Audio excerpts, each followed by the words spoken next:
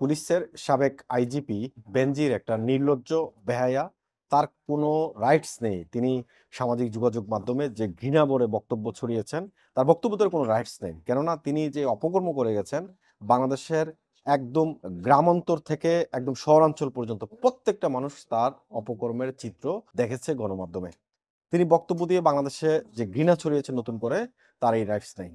তাকে ইন্টারপোলের মাধ্যমে ধরে এনে বিচারের আওতায় বা বিচার করতে হবে এমন একটি বক্তব্য দিয়েছে বাংলাদেশ পুলিশের সাবেক কর্মকর্তাদের কল্যাণ সমিতি। এই বিবৃতিতে তারা বলছেন, বেনজির শুধু নিজে যে একজন বিপদগ্রস্ত মানুষ ছিলেন তা নয়, তিনি পুলিশের অনেক কর্মকর্তাকে বিপদে ফেলেছেন এবং তিনি কি পরিমাণ লুট করেছেন বাংলাদেশে, এবং তার যে আইজিপি থাকা অবস্থায় তিনি যে অপকর্মগুলো করেছেন, পরবর্তীতে তিনি শেখ হাসিনা সরকার থাকা অবস্থায় তার অপকর্ম যখন সামনে এসেছে তখন তিনি দেশ ছেড়ে পালিয়ে গেছেন। তিনি এখন কোথায় আছেন সেটাও কিন্তু নিশ্চিত না। কেননা অনেকেই বলছেন ইউরোপে আছেন, অনেকে বলছেন অস্ট্রেলিয়া আছেন, কেউ বলছেন দুবাই আছেন।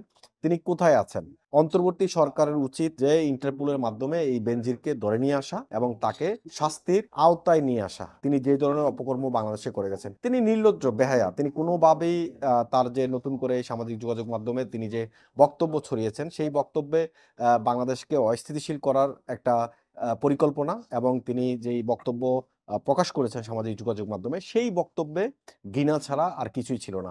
তিনি কোন সাহসে এমন বক্তব্য রাখতে পারেন? তিনি কোন সাহসে এমন বক্তব্য রাখতে পারেন? নিজে একজন অপরাধী, দুষ্কৃতিকারী, লুটকারী এবং অর্থ আত্মসাৎকারী। তিনি নানান পন্থায়, এই যে পুলিশে কর্মরত থাকা অবস্থায় নানান পন্থায় টাকা উপার্জন করেছেন। সেই টাকা তিনি বিদেশে পাচার করেছেন, দেশে সম্পদের পাহাড় গড়েছেন। পরবর্তীতে তিনি পালিয়ে চলে গেছেন। এখন কোথায় আছেন সেটাও নিশ্চিত না। তবে আজকে প্রথম আলোর এই প্রতিবেদন যেখানে বলছে যে পুলিশের সাবেক কর্মকর্তাদের সংগঠন কল্যাণ সমিতি তারা একটি বিবৃতি দিয়েছেন। সেই বিবৃতিতে সরকারকে অনুরোধ করেছেন ইন্টারপোলের মাধ্যমে বেনজিরকে ধরে নিয়ে আসা এবং তাকে শাস্তির আওতায় নিয়ে আসা। আমরাও মনে করি বেনজিরকে শাস্তি দেওয়া উচিত। পুলিশ জনগণের বন্ধু।